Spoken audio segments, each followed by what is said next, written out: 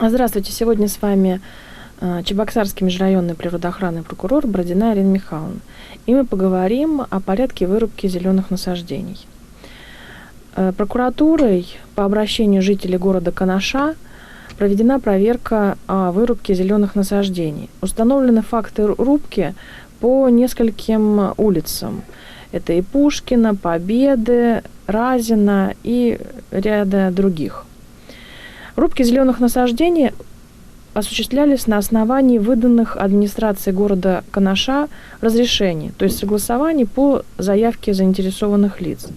Вместе с тем, результаты проверки показали, что порядок выдачи разрешений на вырубку зеленых насаждений не соблюден.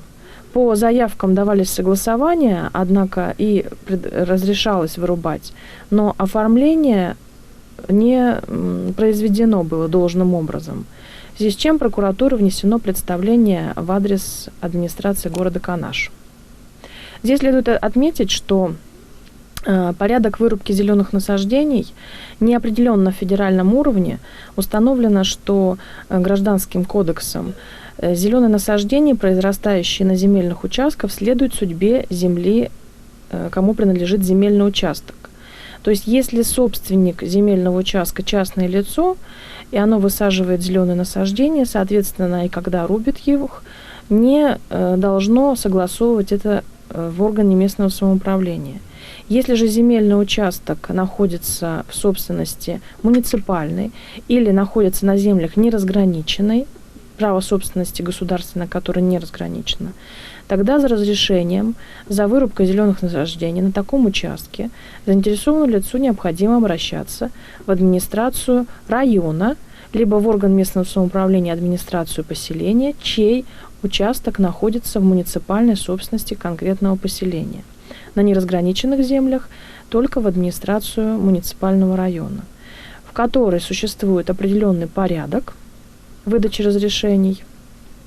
Как правило, это связано либо с реализацией проекта, прошедшего экспертизу, либо может быть разрешена в случаях прокладки инженерных коммуникаций, либо в случае угрозы аварийности зеленых насаждений, восстановление по заключениям органов санитарно-эпидемиологического надзора нормативного светового режима, ликвидации каких-то чрезвычайных ситуаций, аварийных, в том числе после ремонта подземных коммуникаций и капитальных инженерных сооружений. В случае рубки на таких землях без разрешения администрации наступает административная и уголовная ответственность в зависимости от причиненного ущерба. Ущерб рассчитывается по нормативам, которые также утверждаются органами местного самоуправления.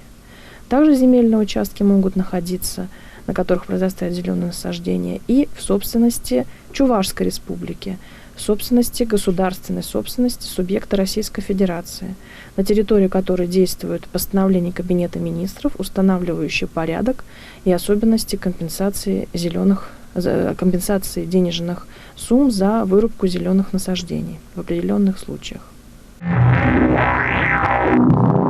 В ряде случаев, когда законодательно запрещено осуществлять те или иные действия, соответственно, информация, размещаемая о таких фактах, подлежит запрету в сети интернет.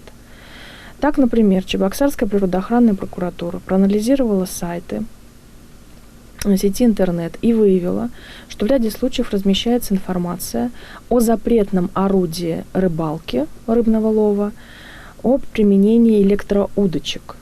Это способ массового повреждения, истребления водных животных, так как убивает вокруг на 10 километров все живое. Поэтому признано особо запрещенным орудием лова. Применение данного орудия лова влечет уголовную ответственность по статье 256 Уголовного кодекса, то есть незаконная добыча рыбы способом массового истребления. Поэтому размещение информации о том, как готовится электроудочка, как добывать животных с помощью применения электроудочки, является запретной к размещению в сети интернет. Прокуратурой выявлено несколько таких сайтов, в связи с чем направлены заявления в суд о запрете размещения данной информации и о закрытии данных сайтов.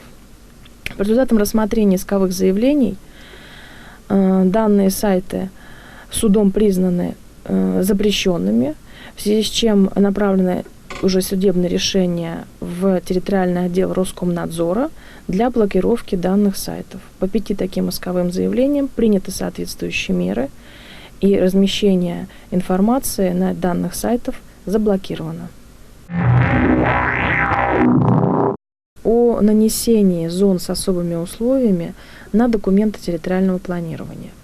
Дело в том, что градостроительным кодексом предусмотрено, что зоны, такие как водоохранные зоны, санитарно-защитные зоны, например, сибирь-язвенных скотомогильников, либо санитарно-защитные зоны любых других объектов, особо охраняемые природные территории, их охранные зоны. Все эти зоны должны быть поставлены на кадастровый учет и нанесены на документы территориального планирования, с тем, чтобы любой гражданин, обратившийся за предоставлением земельного участка, мог увидеть по документам, что там находится зона с особым режимом. Так, например, водоохранные зоны рек и озер. Необходимо на документах территориального планирования, то есть правилах землепользования и застройки, отражать, что у существующих речек есть водоохранные зоны. В Чебоксарской прокуратуре проведен анализ документов Чувашской республики.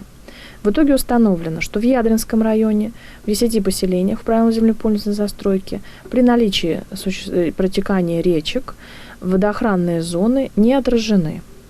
В итоге прокуратура направлена представление, а затем административные иски к поселениям о необходимости исполнения данной обязанности и нанесения водоохранных зон.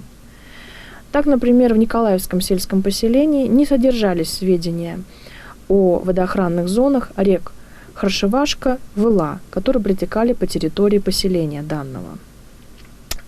По иску прокурора издано решение суда, требования исковые удовлетворены. И в исполнение решения суда на карте градостроительного зонирования, которая является приложением, входит в состав правил землепользования и застройки Николаевского сельского поселения Ядринского района, соответственно, отображены водоохранные зоны водных объектов. Аналогичным образом должны отражаться особо охраняемые природные территории и их охранные зоны. Донесены должны быть они в кадастр объектов недвижимости, в соответствии с чем прокуратурой в тех случаях, когда устанавливаются факты не проведения регистрации ООПТ, то есть особо охраняемых природных территориях, и постановки их на кадастровый учет, в данных случаях внесены представления в адрес администрации поселений и районов. В прошлом году их было 12.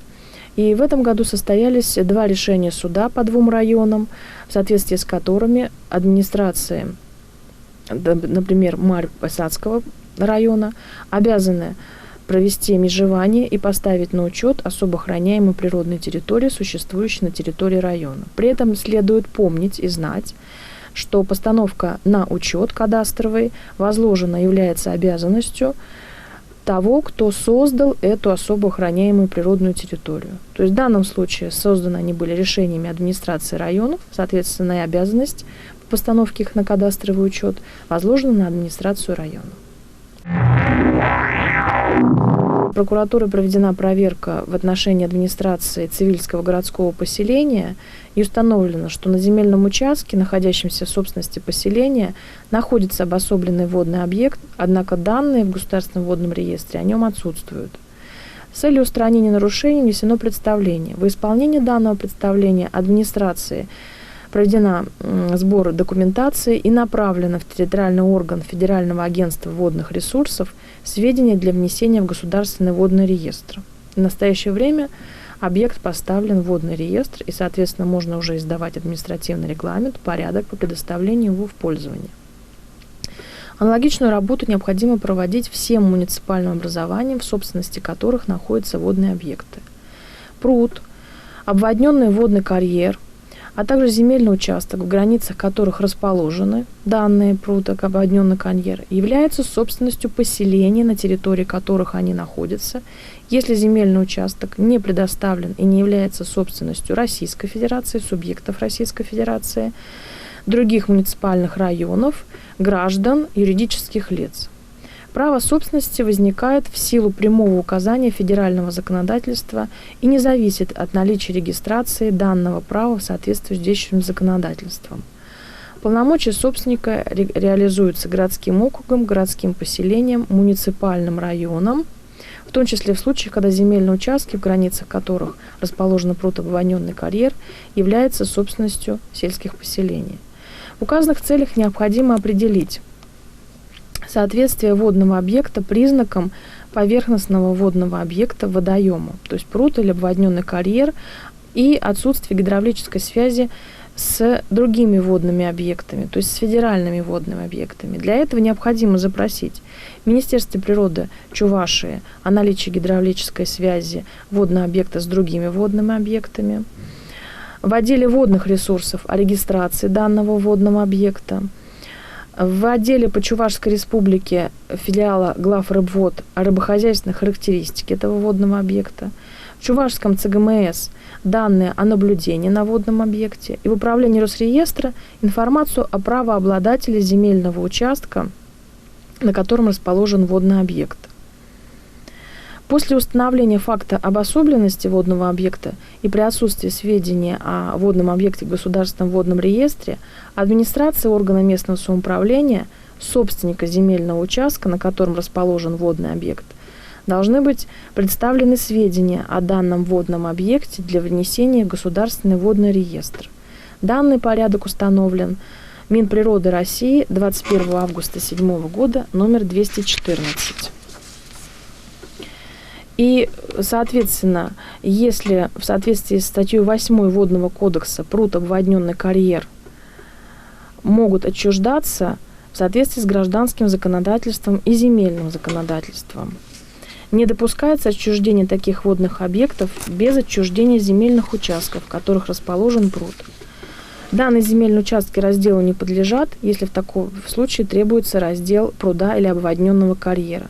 То есть после установления факта обособленности водного объекта, отсутствия гидравлической связи с иными водными объектами, а также отсутствие собственника, на котором он расположен, может быть решен вопрос о его отчуждении в соответствии с требованием гражданского и земельного законодательства. И право собственности на пруд, обводненный карьер, прекращается одновременно с правом собственности на земельный участок.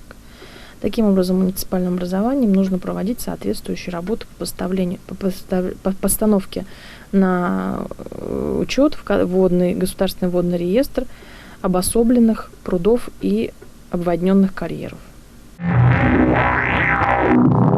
Чебоксарской прокуратурой проведена проверка соблюдения ООО «Новое село» требований природоохранного законодательства.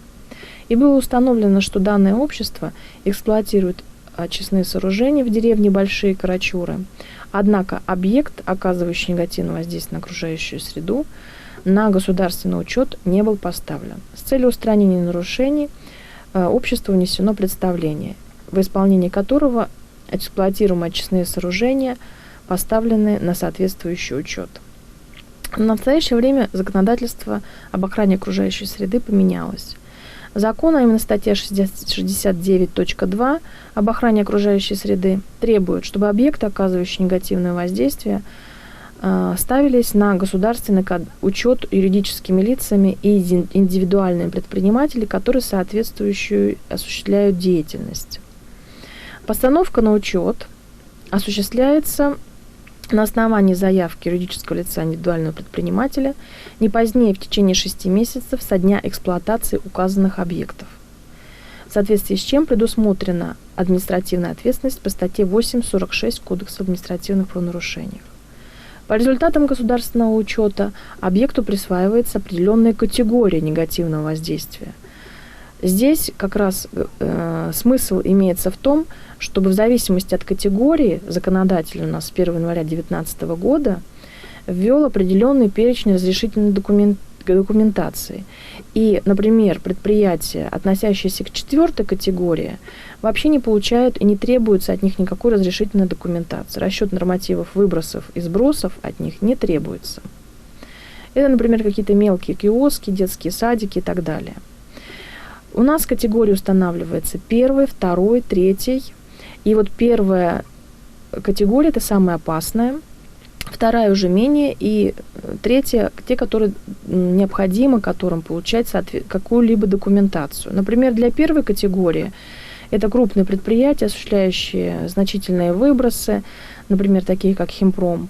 Для них действующие на сегодня разрешения на выбросы и сбросы загрязняющих веществ и норматив образования отходов и лимитов заменяются одним комплексным экологическим разрешением. Для объектов второй категории установлена обязанность подачи декларации о воздействии на окружающую среду. То есть им уже комплексное разрешение не требуется и разрешение на выбросы и сбросы, а необходимо подавать декларацию. И для объектов второй категории требуется также расчет норматива допустимых выбросов и сбросов, который является приложением к данной декларации. В случае, если предприятие второй категории, но это в основном крупноочистные сооружения, не в состоянии обеспечить соблюдение нормативов выбросов, сбросов на окружающую среду, то им выдается разрешение на временные выбросы либо разрешение на временные сбросы при наличии плана выполнения мероприятий по охране окружающей среды. И далее, для объектов третьей категории предусмотрен расчет нормативов допустимых выбросов и сбросов только для радиоактивных, высокотоксичных веществ и веществ, обладающих канцерогенными, мутагенными свойствами, то есть веществ первого-второго класса опасности. А в случае невозможности соблюдения нормативов допустимых выбросов, сбросов, необходимо будет получать также разрешение на временные выбросы и сбросы. Получение какой-либо иной документации для категории перечисленных предприятий не требуется. Для четвертой я уже сказала, что отсутствует необходимость получения даже расчетов нормативов допустимых выбросов и сбросов загрязняющих веществ.